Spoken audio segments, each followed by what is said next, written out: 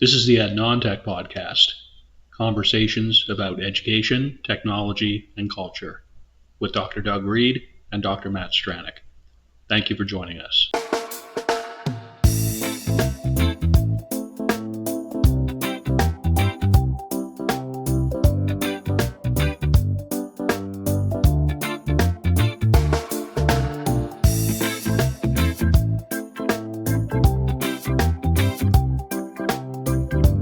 My name is Dr. Doug Reed, and I am located in Abagway, the traditional and unceded territory of the Mi'kmaq people.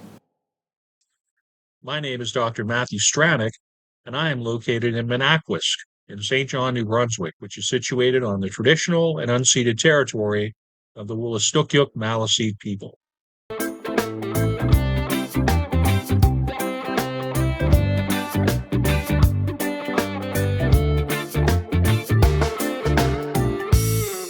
Well, hey, everybody. Welcome to episode 90 of the EnT podcast. Really glad you're here. We are on our, what is most likely, more likely than not, our second to last episode of this year, 2025. It's been hectic, it's been busy, but boy, oh boy, is it coming to an end. And so just want to say that I hope the pre-holiday period, if I can call it that, is finding you well. Doug, how are things today? Things are great today. Things are great. How are you doing? Yeah, real well. For those who may be checking out the show for the first time, this is the inestimable Dr. Doug Reed. I am Matt Stranick, and yeah, we've got a pretty interesting topic today. I feel almost like this is kind of the Christmas bow that's going around a package almost, because in a lot of ways, this is one of these kind of topics, and Doug comes up with these from time to time where it kind of brings together a lot of threads, a lot of elements, a lot of themes under one heading that we really have explored since the beginning of this back in the fall of 2022, these long 3.5-ish years since we've been involved in this.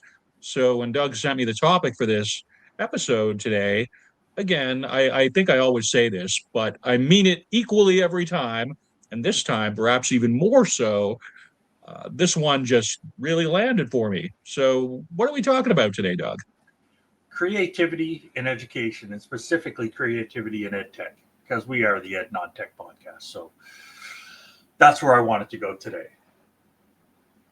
We are going there. We are leaning sometimes not as heavily into the tech aspect, being, again, the non-tech show, but sometimes we just barrel right into it.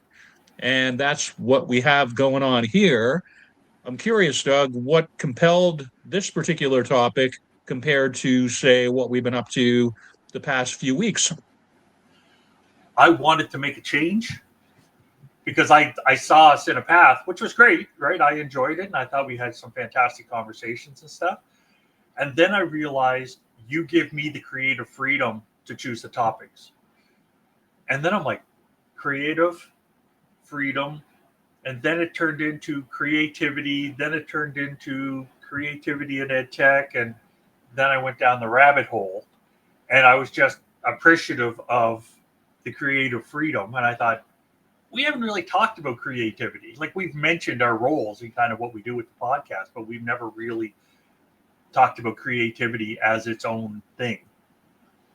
And years ago, I had a friend when I was tenured in Australia, and her name's Irina, and I can't remember her last name. I apologize, but she did a lot of play and education stuff.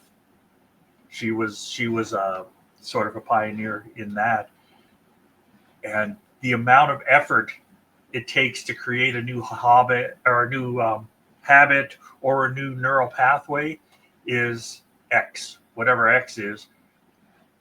But if you do it in play, it takes like 1/10 of X.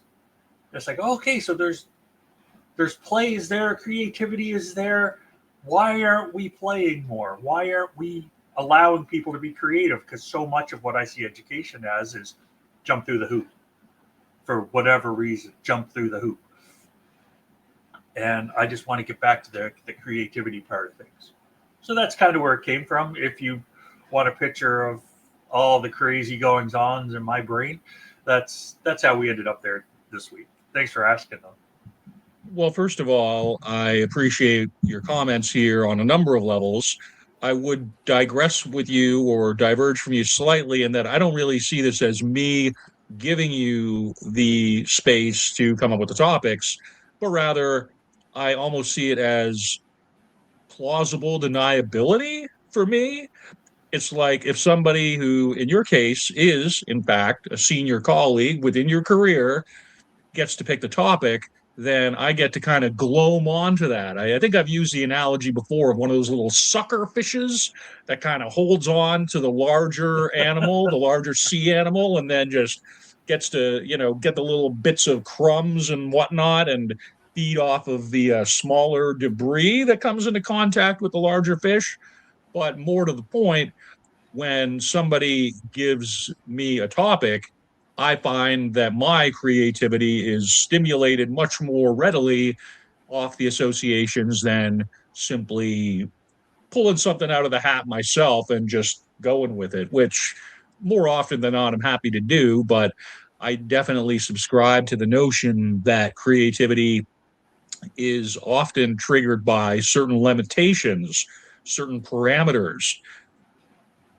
When the topic is given over to me, immediately, the first thing I think is, what's the musical number that goes with this? What's the song, the punk rock or alternative or whatever musical aspect that I'm going to put as a way of framing the theme?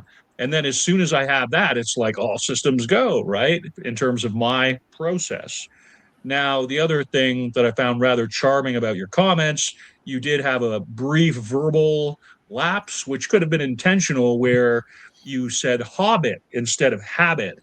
And I was like, okay, because I know, quite frankly, that you are a huge fan of Tolkien and Lord of the Rings.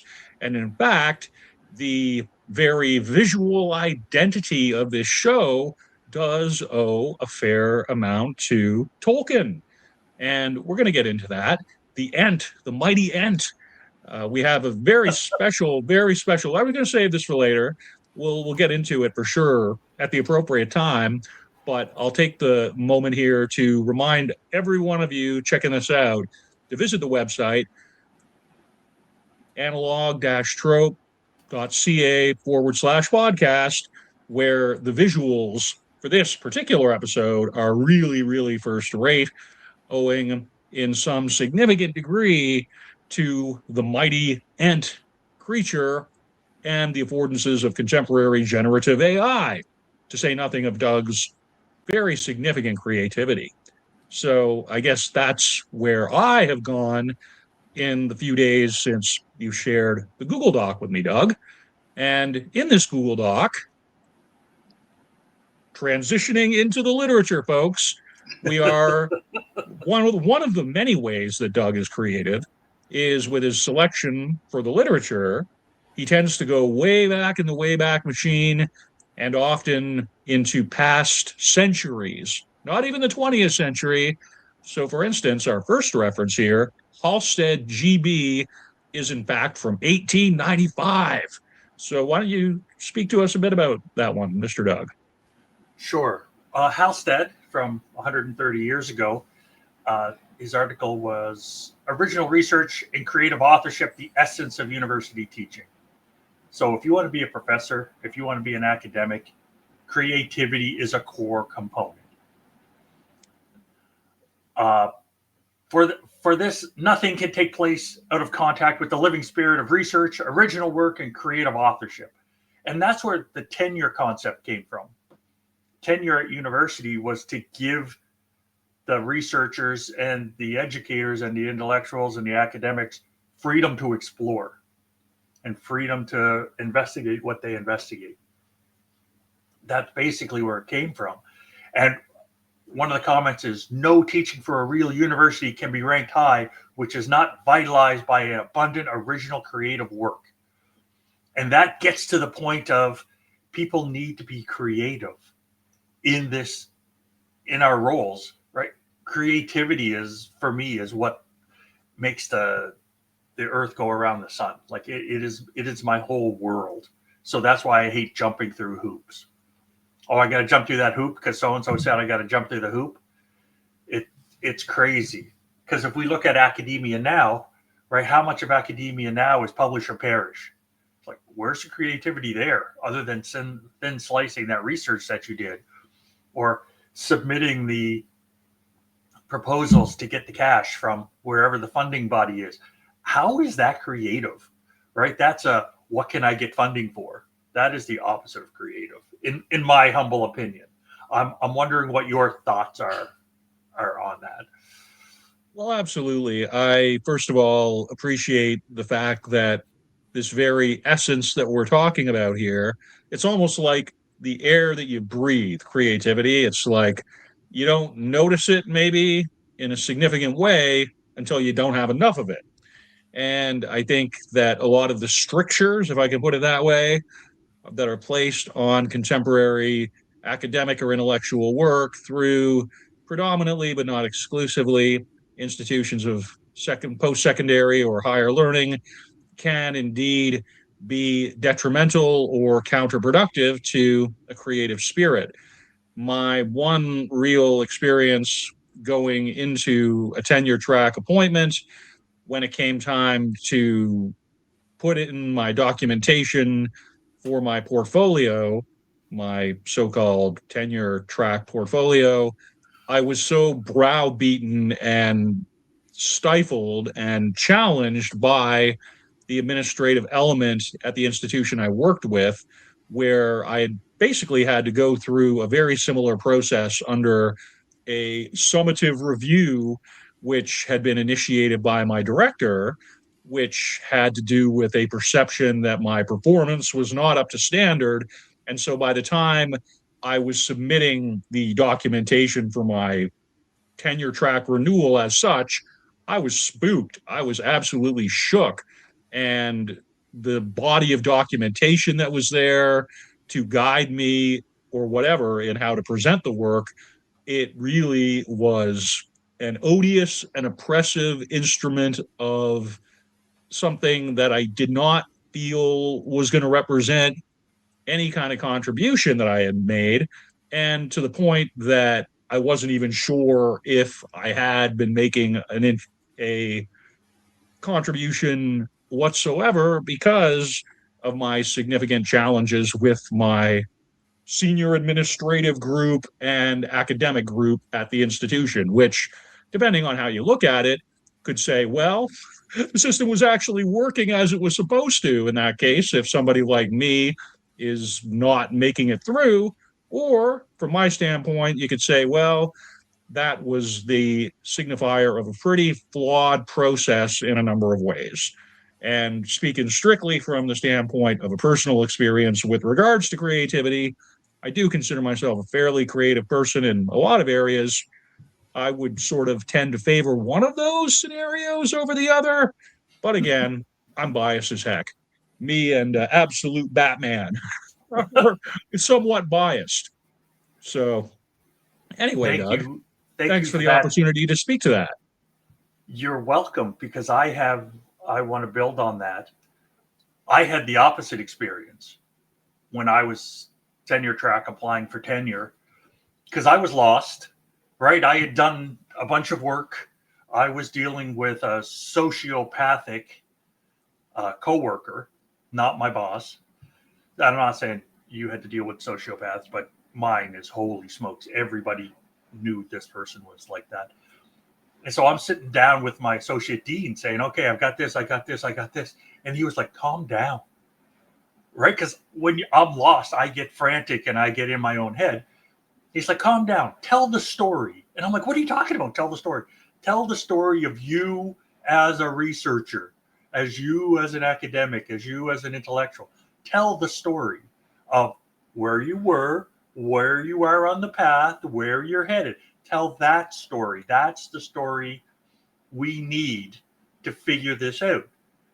And I'm like, how is that academic? And he just laughed. And he's like, just tell the story, right? Get out of your head. Just tell the story. And he said that to me over and over and over across more than one meeting. And I told the story.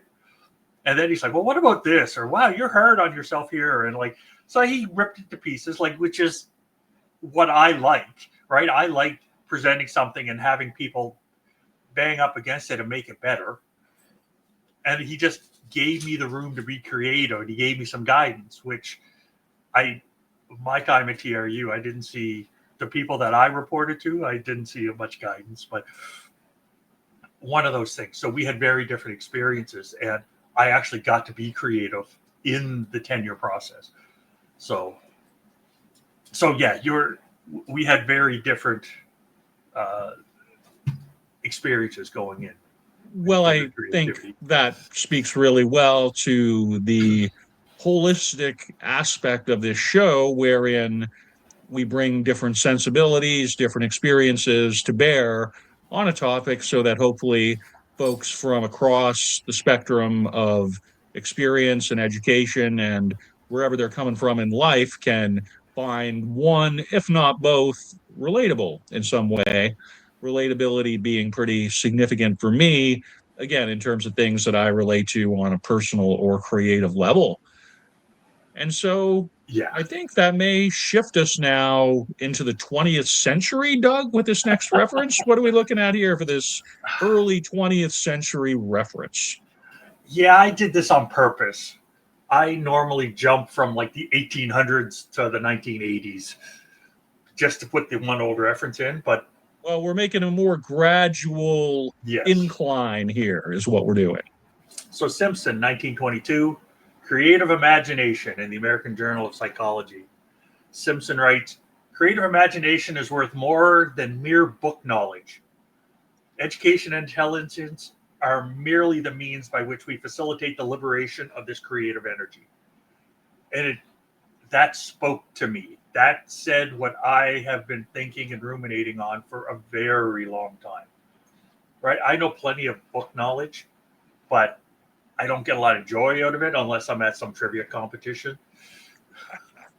Honestly, but the creative piece, how do I put this together? How do I engage with it?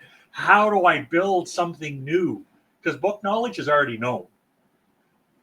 The creative piece is where I get to build on the knowledge, or I and whoever I'm working with get to create something. So that's the imagination piece that I just love. And the liberation of creative energy, it's like what we're doing right now. We're creating something new, and we're using our creative energy. So I'm going to put Little Miss down and ask you what your thoughts are on creative energy and creative imagination. Well, absolutely, Doug. And I appreciate, as always, the vantage point that we can bring to this, because folks who follow the show will probably notice that there's a consistency of format, right?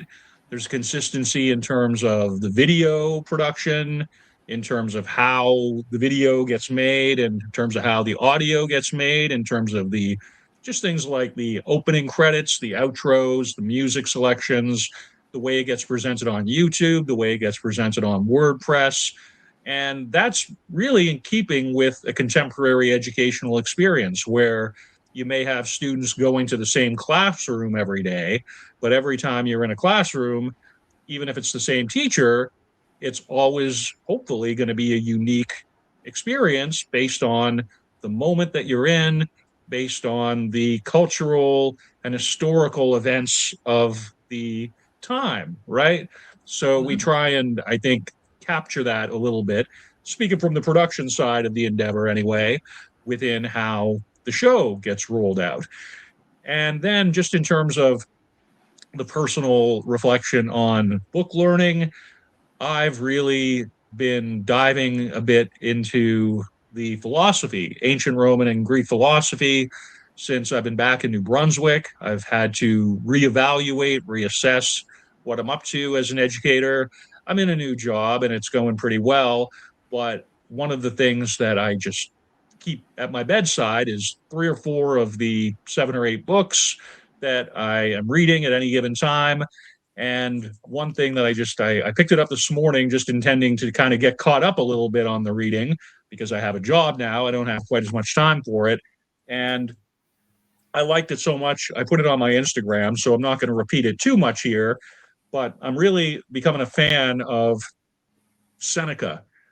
So he's circa 63, 65. He's considered a Stoic philosopher, among many other things, writer and politician of the ancient Roman era.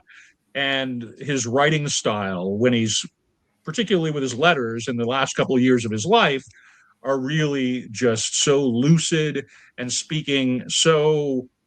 Uh, he speaks in such a manner that you can immediately imagine this guy sitting across from you at Tim Hortons in 2025 and making very much the same points. And one of the first paragraph, I won't read the whole thing, but of this letter 38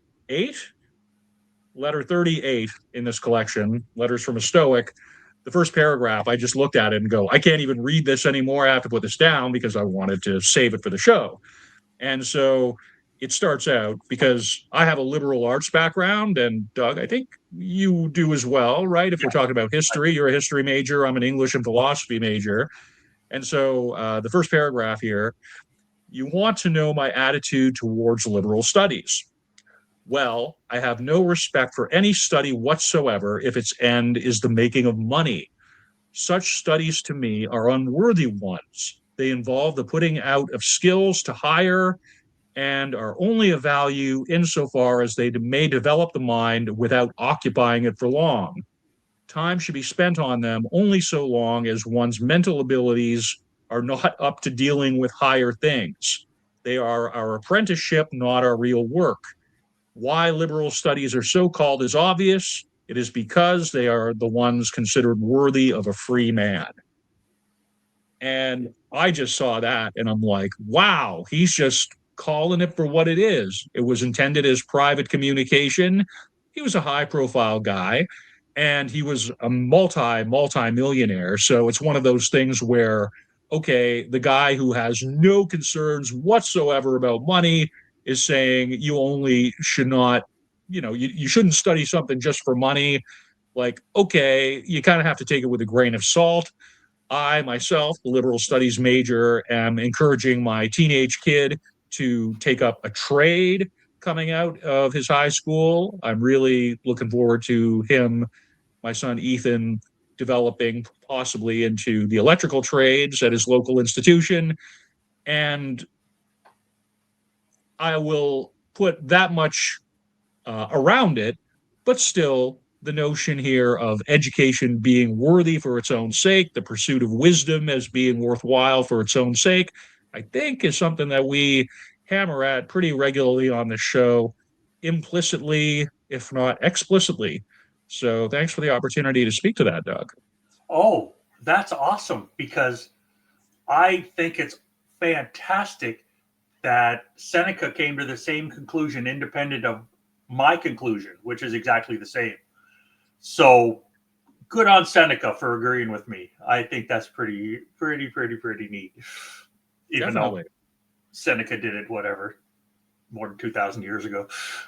Thereabouts. I Almost just didn't 2,000 know. years ago. Yeah. Yeah. Yeah. But coming to the same conclusion is still good.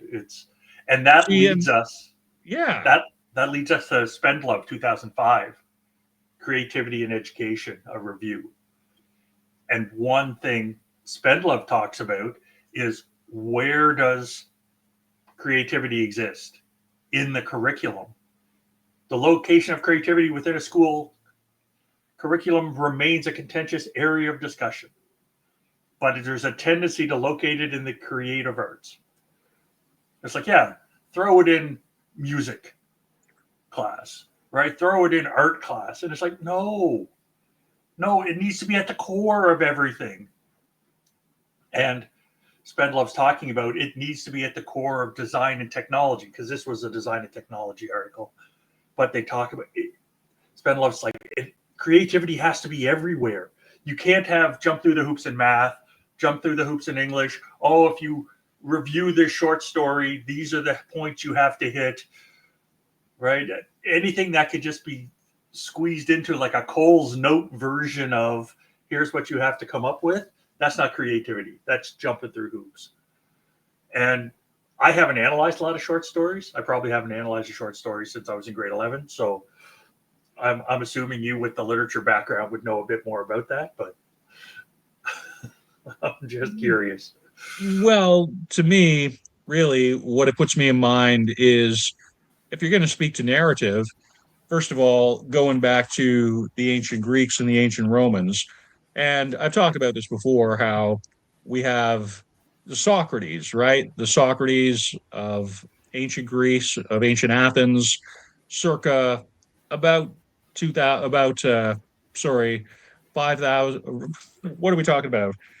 Sorry, around 400 BC, thereabouts, right? 500 So BC. And 2,500 years ago, yeah. yeah, 2,500 years ago. Thank you. I was getting my years just a bit slurred there. But um, we have this character who existed incontestably in history. We have various contemporary accounts, but only a couple of in depth renditions of who this person was, right? That rendered through Plato, who tends to be well known through his dialogues, which dramatic works featuring Socrates as the main speaker and his various interlocutors who tend to be intellectuals and public figures of the day. But then we have Xenophon, who is less well known, and in this case, Conversations of Socrates. And the two versions of Socrates that are presented by Xenophon and by Plato, respectively, are really quite different from each other. But if you do a Venn diagram, there are these areas of intersection. You have areas where you can say that he valued certain things and in certain ways, but the kind of character that comes out in the case of Xenophon, more of a practical, more of a grounded person, more of a person of the common man with common concerns in terms of how he engages with people and the kinds of things that he says. Whereas with Plato's Socrates, he tends to be really this almost ethereal character of just impossibly blazing intellect. And that speaks to the fact that Plato was himself a literary genius of sorts, and he was putting his own sensibility onto it, whereas Xenophon was sort of what we might call a philosophically minded petit bourgeoisie landowner and farmer gentleman. And he sort of placed that sensibility onto his version of Socrates.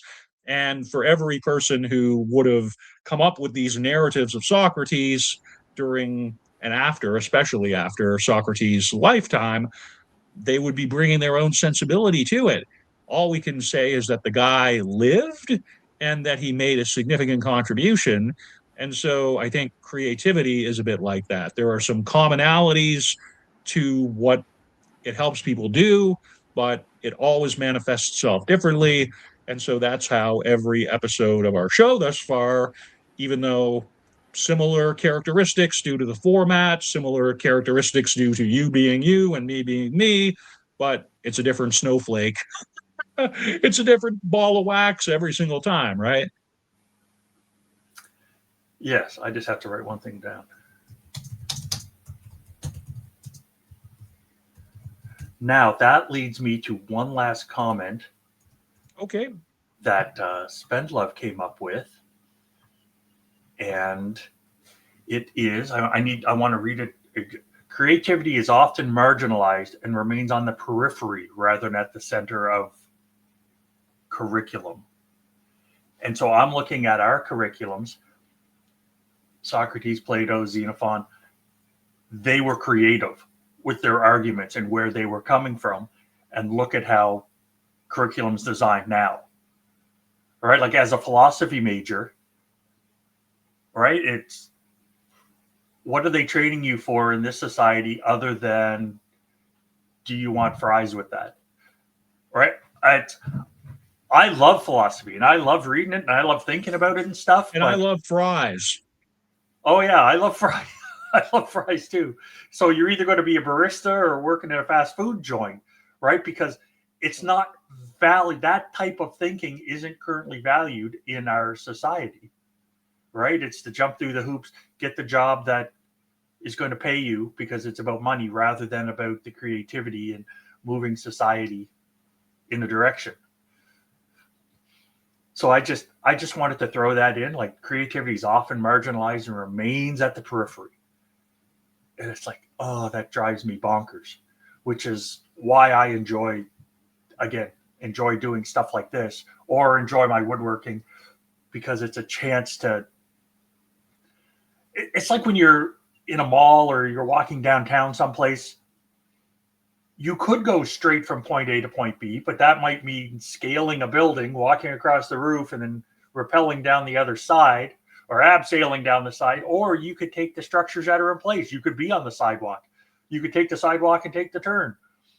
But you don't have to. You could do the climbing if you were up for it and if you really wanted. But how do we fit a creative path to get from A to B without making it reinventing the wheel every single time? And where is the practicalities? And the problem, I think, is the pragmatics of education have gotten rid of creativity for the most part. We've fallen back on, oh, that's not practical, that's not pragmatic, do it this way because, and it's like, okay, let's just, it's like wringing the color out of everything, and suddenly everything is gray and white and black. Like, I saw an article a couple of weeks ago on colors of cars. They had pictures of cars from the 1960s and 70s, and they were all these crazy colors. And now they said cars are black, white, gray, and silver. That's the vast majority of vehicles now. And it's like, why do we get rid of all the color? Like, isn't color good? Isn't color good for, they have all kinds of studies that say, here's why color is good for you. And I don't even see the colors you see. And I know I'm just rambling now, but it's just, why are we marginalizing it? And this is 2005, so this isn't 150 years ago. We're doing it now. It's still happening now, so we need to question. I'm just asking the question more than anything. In 2005, Doug, I was working at a call center. I was working at a call center in Fredericton, and I had been working there since 2002. The reason I've been working at a call center since 2002 is because in 2001, I graduated from St. Thomas University with a Bachelor of Arts degree, completely undistinguished. I mean, I was on the dean's list, but I didn't do honors, with an English major and a minor in philosophy. Now, I can tell you that those are passions that I had had leading up to the completion of the degree since I was a child, and based even just on this past half hour, 35 minutes or whatever, I think anybody could see that it's something I still value quite a lot. But when you were talking about, well, what does it train you for, to ask, do you want fries with that? I would say it trained me for the mentality of being in a call center, because I was just, okay, I did not have a clear pathway into a financially rewarding career.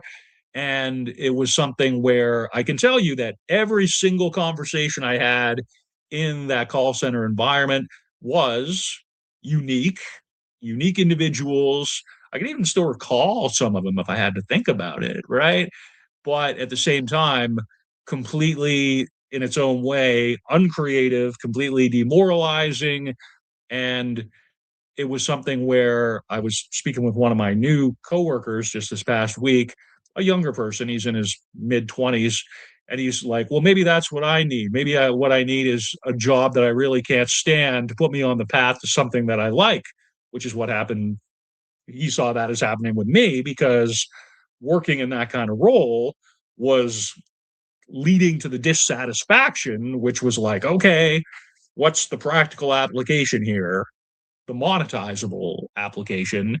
And for me, that became teaching. And once that opened up, then it was game on, and it led to everything that really I care about, including this podcast, including the experiences that my kids came out of, and everything else. But you're quite right on the point that we have a materialist, consumer based society which rewards very straightforward, linear paths. And the more straightforward, the more linear, the more predictable, the more that tends to be rewarded with financial units and cultural credibility and agency in such ways that you can have what amounts to the 21st century version of a comfortable life. Yeah.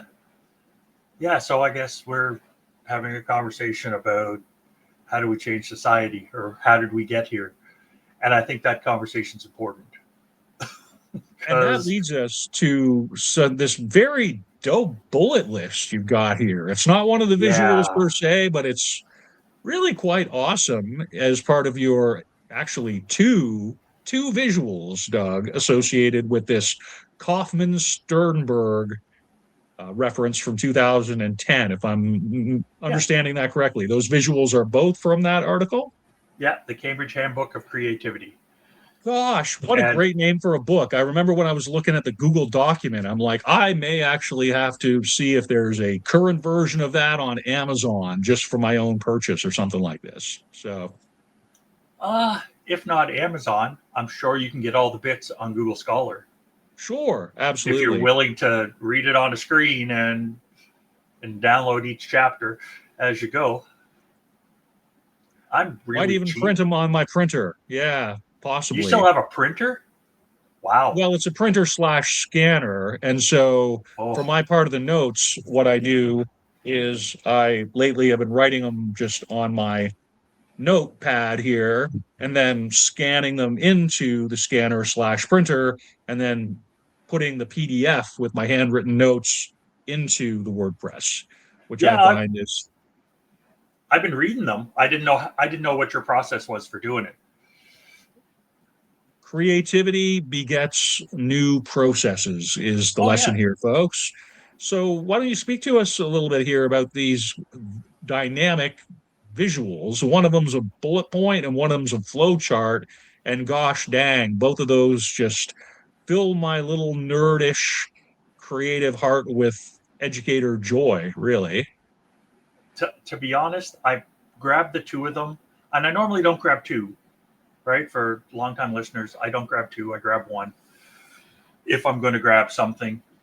But one is honestly for the layman, and the other is honestly for the people that want to dig into the academia part of it.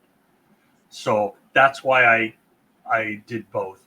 And one of the comments that Kaufman and Sternberg come up with is creativity comes in many different forms, shades, and hues. And this list went along with that. And the list is the cave paintings of Lascaux, the Great Pyramids of Egypt, Plato's philosophical work, Copernicus's heliocentric astronomy, Shakespeare's plays, Newton's calculus and theories of gravity, Beethoven and Mozart's symphonies, Darwin and Wallace's theories of natural selection, Einstein's theory of relativity, Watson and Crick's DNA molecule. These are all creativity pieces. And of every person named, do you see a trend in what every one of these is, if with all those names? Watson and Crick and Einstein and Darwin and Wallace and Beethoven and Mozart and Newton and Shakespeare, Copernicus and Plato. They're all guys. Like, why did I have no doubt there are like brilliant women doing brilliant work, but somehow this list from 2010 and with historically fantastic creativity stuff is all guys. And it's like, you're a killer. Emily Dickinson, we apologize to you. Mary Yeah. Curie, we apologize to you. Margaret To Mead. name Yeah. a couple. Yeah. Yeah. There's all kinds of amazing creative things. I read a fantastically interesting little article about Central American culture pre-Spanish colonialism, and they had they were excavating stuff, and the artifacts were a whole bunch of obsidian blades that they'd either for knives or for putting on the ends of spears or whatever, and they had them all up in the attic of the buildings, right? Like the cross beams and all of these sharp things were there. And the male archaeologists were like, oh, they must have had them up there because that's closer to the sun and they must have been worshiping the sun. And all the guys were nodding their heads saying, yeah, yeah, yeah. And then one woman showed up and said, they put them there so that children couldn't get them. It was like, yeah, so much for all the guys agreeing on the sun thing. So it's just, so the creativity they're talking about comes in many different forms, shades, and hues, but only one gender. Drives me bonkers. Mansplaining across the eras, really. Yeah, it's like, that's not cool. No. That's not cool. But there is a wide, like what they listed there is a whole lot of different creativity stuff. And the fact that they're now unearthing the accountants lists for the Great Pyramids. You know, the way, aliens made the pyramids. How could we have possibly done it? I think slaves made the pyramids, but okay. Yeah. But now they have, this is how much we had to feed them. This is how many people were working on the site. This is where they were getting the resources. And the accountants, bless their hearts, wrote it all down because that's what accountants do. So we know it wasn't aliens. We know it was a whole lot of people working really hard for a very long time and using their creativity to get there. And it was so obvious to them how to do it. Nobody wrote down how to do it because, well, of course, everybody knows that's how you do it. So it's one of those things. I just wanted to bring those two things up because it's like I read the list, and while I thought the list was awesome, it was like, whoa, where's all the women? Right? How do these things happen without half of the population even being included? But that's an aside. Well, it's also probably something we could go deep on into one of our forthcoming episodes, potentially, where maybe we only look at references by female scholars, right? Or look at scholarship by of a matrilineal or feminine or post-feminist kind of viewpoint, potentially, right?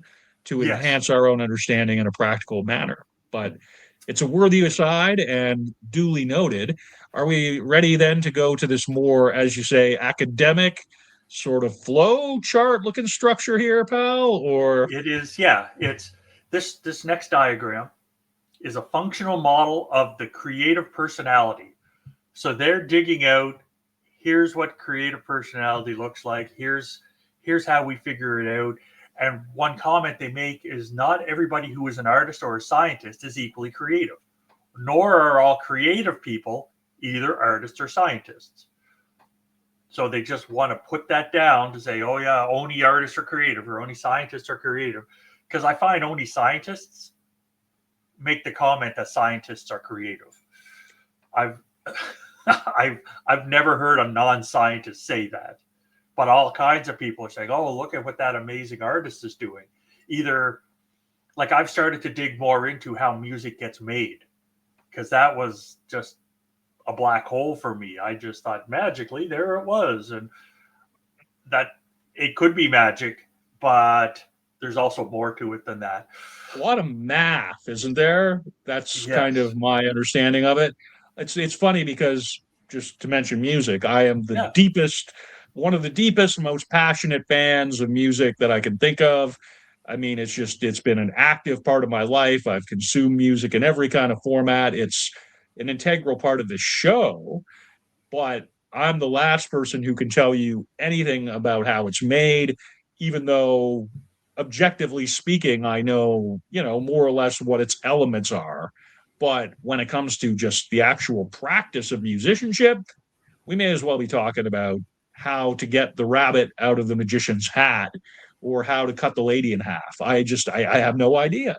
And quite frankly, at this point in my life, I like it that way, but I understand that others may be curious. And so, Doug, any insights you have onto these investigations, I'd surely be interested to hear about it, quite frankly. Yeah, I'm starting to dig into some new stuff. Lifelong learner that you are. Yes. Years ago, I made a ukulele. And years before that, I bought a ukulele when I was on my honeymoon. So I'm a horrible ukulele player, but I really enjoyed it. And I don't want to get better. I just like plunking away and singing off key. Like, I enjoy it.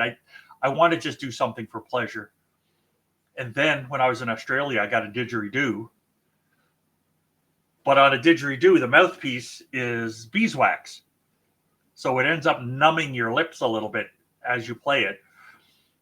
And my beeswax broke in one of the various moves. But now I have bees. So now I have more beeswax. So over the break, I'm going to do a new mouthpiece for my didgeridoo. So I'm going to start playing that again. And then for whatever reason, when I was in Ireland, I bought a little tin whistle. So it's trying to figure out the structure.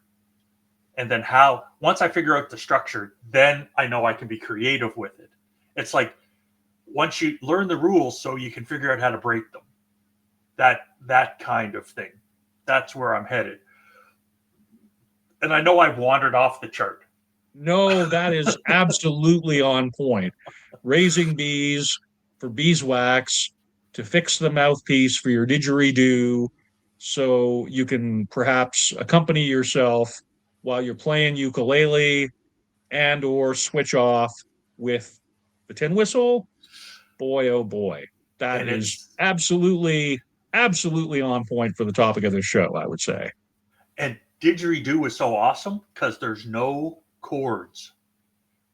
Didgeridoo, you play what you play. Like I can make the kangaroo noise, right? I can make. So it's all tone. It's all harmony, it's all tone. Melody. Yeah. It's mouth shape. It's where your tongue is. It's the circular breathing. There's piles of stuff there.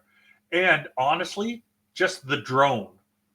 I like to sit and just play the drone noise because it's like, do you remember like in 1998, everybody was into Gregorian chants for like a month? I do remember that. Yeah. Yeah, that was a cultural thing. And the drone of a didgeridoo produces the same biochemical and well, is it fair brain. to assume that the didgeridoo was in fact an indigenous instrument? Oh yeah, going back over prior to European contact in Australia. Yeah, it went back thousands upon thousands upon thousands of years. And so hence the Western conception of musicality is perhaps largely absent from how that instrument gets played, even in its contemporary format and even in the Western sort of dominant timeline that we live in now. Well, yeah, with didgeridoos, they just couldn't exist anywhere else because it's the plant, and then the termites and the ants eat the inside of it out. So every didgeridoo has its own sound. It's not like you can make this one a G and this one a C and this one an A. That's not how didgeridoos work. I'm sure they can do that now because they manufacture them and they make them out of all kinds of random stuff. But I have a lot of didgeridoos and there's a lot of didgeridon'ts. Oh, yes. Yeah, I've heard that one before. Living in Australia. I'm sure you have. I wouldn't make any claim to originality on it. And nevertheless, I was pleased enough when I thought it to have to say it immediately. So does that somehow tie us back to the flow chart here, Doug, or are we quite ready to move on to the next reference? I want to touch upon the flow chart for a sec because we mentioned it. And basically what the flow chart is we're trying to get to creative thought or behaviors. And how do people do that? And the flow chart helps guide us through. It starts with genetic, epigenetic influences. So with me, my color vision isn't the greatest. So I don't do a lot of creative stuff with color. I can't see it. It's like a bat's radar or sonar, right? I can't have it, so I don't have an understanding of it. Or I know that there's some animals that can like feel magnetic waves. I can't do that either. So it depends on what you are uniquely positioned within your own spectrum relative to how a neurotypical person, to use a term, might experience that phenomena. Yeah.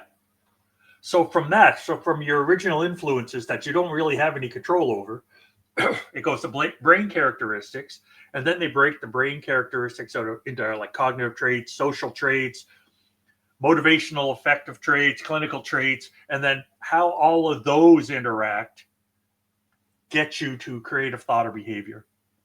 Because some people are, I remember years ago, my uncle he had something going on with his dishwasher, and it wasn't doing what he wanted it to do. And so I came over one day and he's like, "Oh, hey, good, you're here. I wanted you to take a look at this." And I'm like, "What do I know about dishwashers?" He goes, "No, you just look at things differently. Can you take a look at?" And so I took a look at it and I'm like, "How come you're doing this? Why don't we just do?" And in like 5 minutes, it was appropriate for what he wanted. And I'm like, "How long has this been an issue?" He goes, "Oh, it's been like a month." And my aunt come in, it's like, "It's been more than a month." "Thank you for sorting that out." And it's like, "I don't know what I did." He goes, "No, you approached it differently," which is what we needed. We needed the different approach to things. So it's The out of the box thinker, so to speak, to use a cliche. Yes. And that's a new cliche. That only came out in 68 or 69. So before that, we didn't even have out of the box thinking. We had to call it something else. What I'd like to do is I'm going to put you on the spot, and I apologize. Sure. While we were talking, I added another reference, the 2017 Varenkina and Harrington reference, the affordances of computer play in young children, because that's Irina's name, Irina Varenkina. She was a colleague in Australia, and she talked a lot about love being able to shout out people that we've worked with in some capacity through the show. Awesome job. If you ever get a chance to talk to Irina or Jan, your life will be better for it. Like, they are amazing people and so smart, so knowledgeable. I appreciate that. Thanks for the heads up. And just so kind. Like, I like when people are kind when they don't need to be, because they're at the top of their game, and they were so happy to help me out and just be generous with their time. Speaking of cliches that happen to be true, it's one of these things where you don't necessarily remember every interaction with somebody, but you can almost always remember how that person made you feel, right? Yes. And that's, for me, kindness, empathy, sympathy, thinking of somebody when they didn't necessarily have to, or when it wasn't necessarily in their own interest. Those, to me, are the hallmarks of an educator working within that very wide and very hard to define effective domain. That's kind of where I'm spending a fair amount of my time now, in working with younger kids, working with special needs, so-called population within my new role.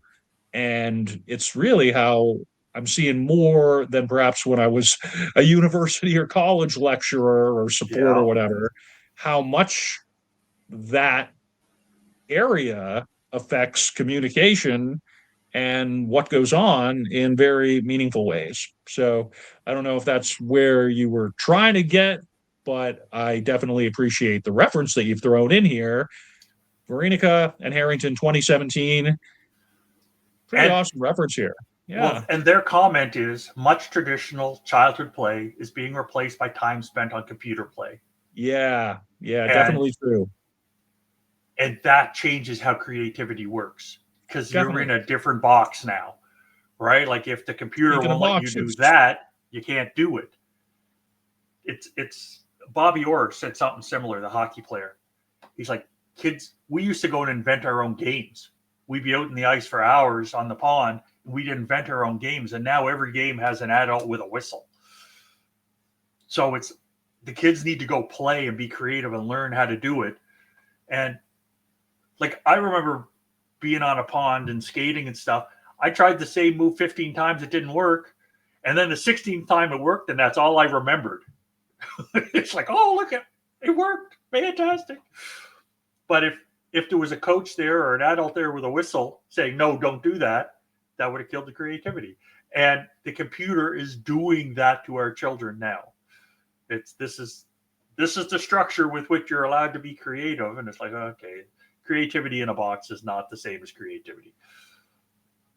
Anyway, I just wanted to throw Irina and Jan.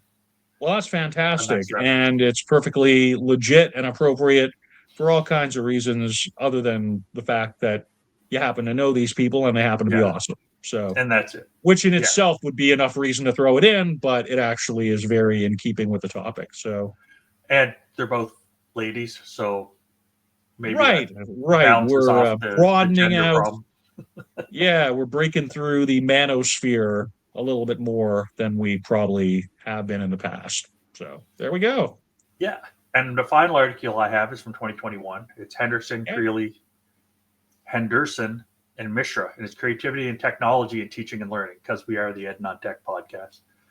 And one thing they say, so this is a couple of years ago, all right, the literature on creativity and technology is fragmented, making it difficult to enact consistent or defined classroom practices. I am a big fan of the recipe book style or the checklist style of reading, because sometimes that's all I have time for. Right? It's when I'm looking for a recipe online, while yes, this person has 3 pages of, I got this recipe from my great grandmother and she told it to me when I was sitting on her knee and underneath the apple tree and all that. I get it. But sometimes I just need the damn recipe. And sometimes I look at the literature to say, okay, what ideas are there out there? What do we got? No, don't make me wade through all this stuff. And what we have now is the wading through.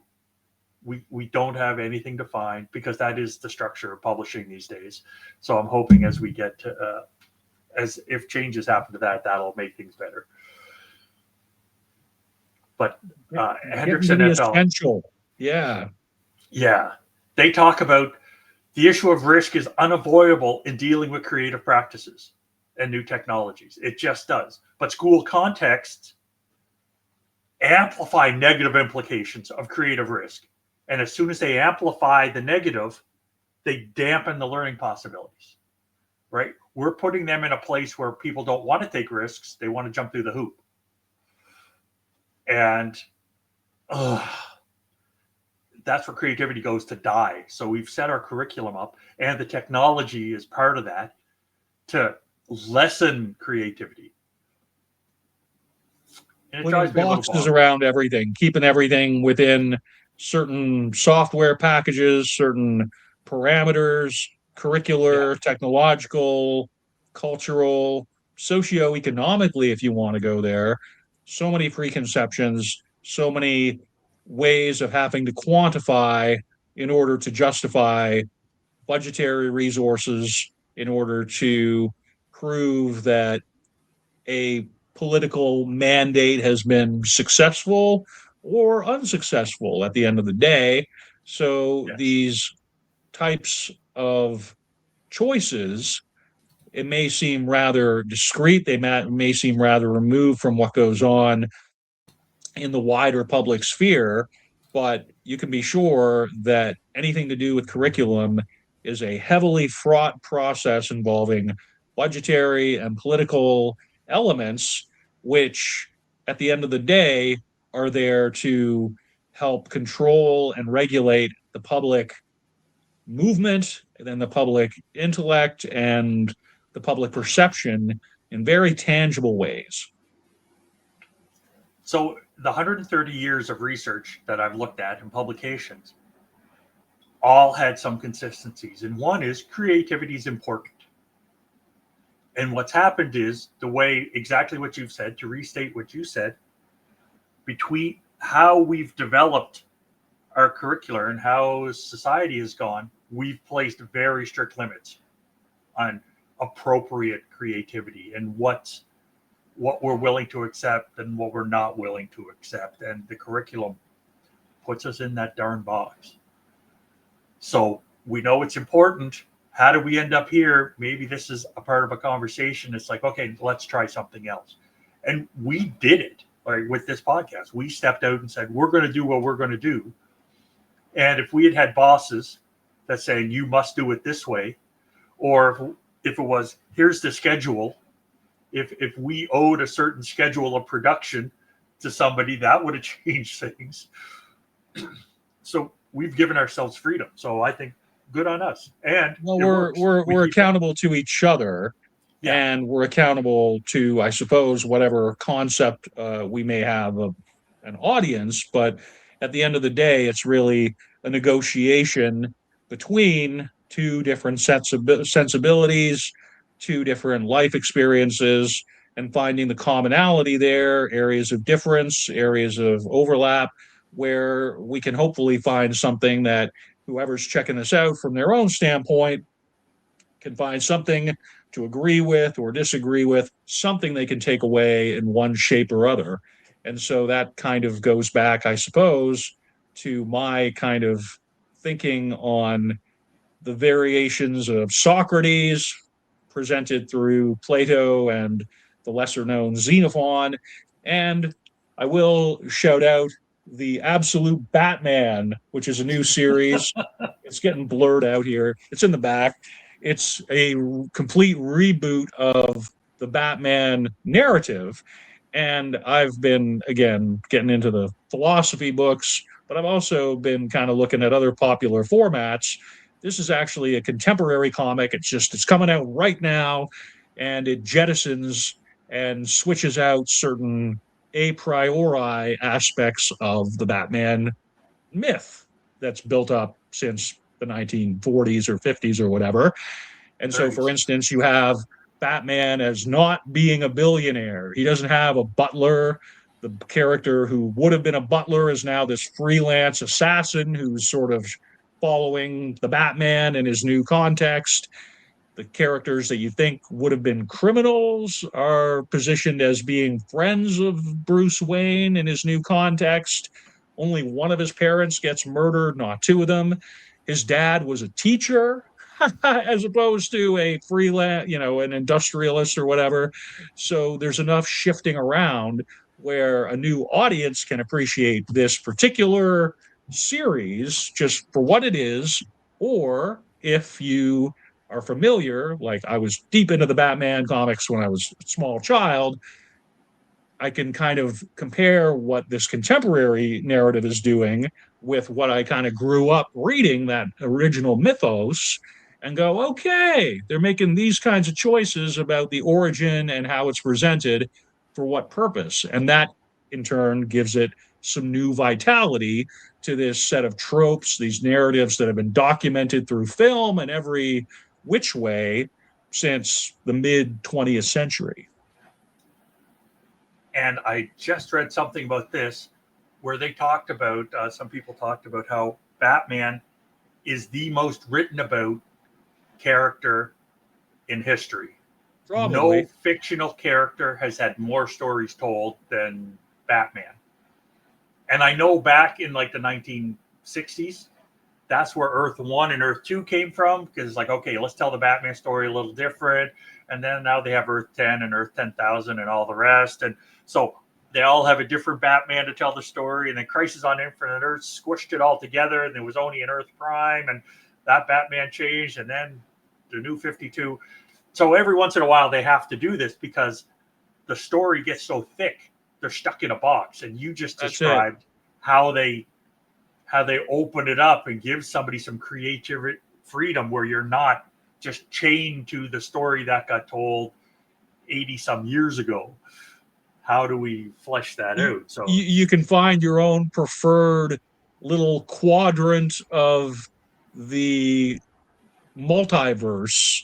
yes. And really, as an audience member, you can sort of fine tune your own fandom with it, even as the artists who produce these works are able to hopefully inject some new creative vitality through their particular take on the story.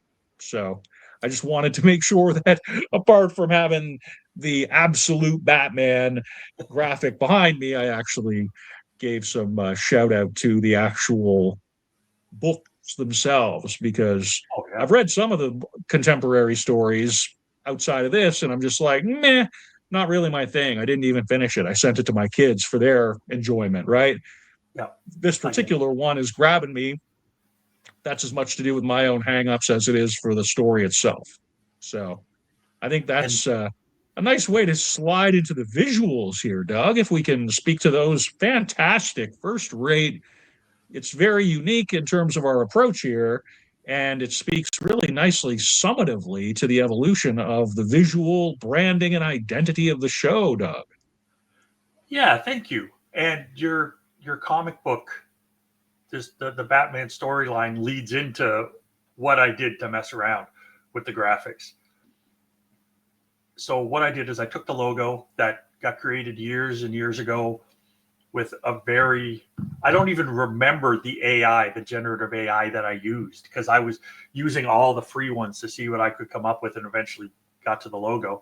So I took the logo and threw it into the latest chat GPT and said, make me a comic cover that includes all this bit. So I had to rewrite the prompts to make the prompt say whatever. This is episode 90 of the Ed Non-Tech podcast, which is why the image has a 90 on it. It's got our names. It's got December 2025. And the text isn't the same. The Ed Non-Tech podcast isn't that font. It's more of a 1950s comic book font, that sort of thing. And then I said, wait a second. It's snowing and it's miserable. Let's do a second one and just add snow to it. So I got to be a little creative and explore. But one thing that drove me nuts is from the one with no snow to the one with snow, for the two images that are there, the eyes changed. And I said, don't change the eyes. And the chat GPT that I was using to be creative couldn't understand that. They couldn't leave the eyes the way they were. So I don't even like either of the eyes on those things. But I was creative in the box of what the technology would let me be creative in, and I couldn't go in. Like if I was talking to a person and a person was doing that for me, I could say, oh, make those eyes like that, and they would. Right? I've worked with graphic designers before. I've worked with artists. That's easy. But trying to explain to an AI that prompting process, that's wickedly hard. So I have to be creative with the prompt now. So it's a language creativity, not just an artistic creativity. Prompt Anyway, I really engineering. enjoyed it. Yeah, absolutely. And now some of the rest, like basically all the rest of the images that are there, almost all the rest, are other iterations that are 3 years old now of that using the same prompt. And this is what the AIs were coming out with for images. So from our original logo to all of these, exact same prompt was used, just to see how It puts me somewhat in the mind of the instructional design mantra of iterate, iterate, iterate. And it does sort of bring me back to fall of 2022 when the AI hype cycle was going full tilt. And it was like, okay, this is going to be cataclysmic or really a fundamental paradigm shift for educational practice. Arguably, that did not really transpire. But the fact that we were addressing those issues, you can go back, anybody checking this out can go back through the past episodes and see some of these discussions. And the fact that these iterations, these various approaches to the visual branding have made their way through the part and parcel of the show using the tools that we have spoken to and are part of the ongoing dialogue with educational technology still. The fact that we still do not find perfection with how these tools can be rolled out. So we speak to it, we problematize it, to use a term, we speak to it in our various ways and means so that our own understanding is furthered. And hopefully that helps anybody who's checking this out have their own perspective changed or improved, right? So it's all part of the same digital cloth, I suppose. It is. And to give another non-digital example, Monet, the painter, was so famous for all the lilies and all the outdoor pictures that he painted. And the reason for that was back in the day, everybody created their own paint. And he and some of his buddies figured out how to create paint that they could take outside. and paint with actually outside and change where that was. So it was a knowledge technology kind of shift. But it again, it's one of those things, because otherwise everybody else was inside. They were painting, and that was what the light was. And suddenly he goes outside, and you can paint very different pictures when you're outside, and the paint allowed them to do it. So it's taking what we have, how do we adjust it? How do we solve the issues we want to solve? And look what new thing we come up with. Fantastic. And you will have noticed, anybody watching the video, that we have shown various of these visuals through the Technomagicry, that's what I said, on the Camtasia editing suite, which produces these videos. And you will, of course, be checking these out in the notes on the website. So I think, Doug, if I'm not mistaken, that may bring us to the last proper section of the podcast. Yes. Dealing with the word, question, and phrase of the podcast. So the word of the podcast is creativity, because we've mentioned it quite a bit. I haven't counted how many times, but we've mentioned it quite a bit. Question of the podcast is, how can we ensure EdTech improves opportunity for creativity rather than hinders student creativity? And there's no answer in the literature for that. That if somebody's looking for a research study, that'd be a good place to head. Because right now it's all vague and it's all out there. And I couldn't find anything. If it's there, I couldn't find it. And I looked. So now the phrase of the podcast, there's two. And they're both yours, because I find it easier to write yours down because they tickle me on the spot. One is impossibly blazing intellect. And I'm sure you were talking about Xenophone, but I was appreciating the compliment that you were giving me. That was meant to be a joke. And then the other one is, it is a different snowflake. And I think this podcast, and I think both of us, are very different snowflakes. So I thought that was a nice way to wrap everything up. Awesome. And that's all I've got. That's all we've got. Appreciate you being here, folks. And I believe we're going to try and get one more episode in before the end of 2025. But whether or not you see another episode from us before the end of the year, we're just really grateful that you've joined us. We hope everything's going well for you and yours. And I think probably I'm going to wish you well, and take care, everybody. And bye for now. Bye-bye.